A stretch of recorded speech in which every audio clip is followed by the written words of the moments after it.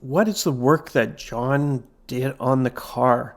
And again, with some of these work problems, sometimes you have to slow down and just kind of consider, let's make sure we're reading exactly what work we're interested in. So the car here, it's putting a force or getting a force from John. So we can say force applied there, and John over here pushing, and it's providing a force back on John. And the work that we're talking about is on the car. So again, let's go back and take a look at it.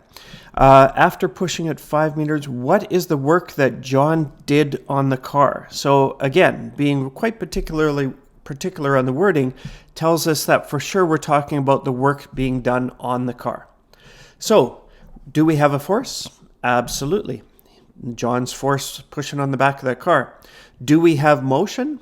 Yep. We have a distance that this car moved due to the push.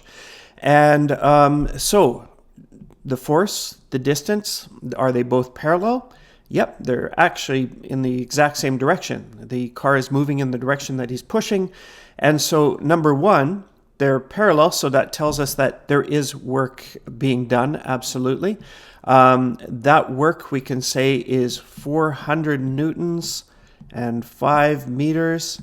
And because they're both in the same direction, we can say that we have 2,000 joules, and we would consider that to be a positive 2,000 joules. All right.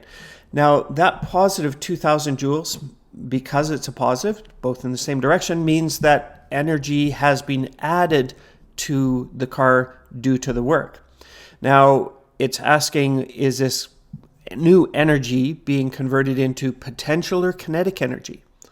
Well, as he pushes the car presumably is getting faster and faster, and with that additional movement or velocity, we would know that it's definitely gaining kinetic energy.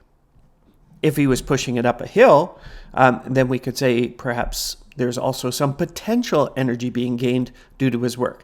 But then, of course, he would have to push harder, so there's more work, and some of that would go to kinetic energy and some of that would go to potential energy.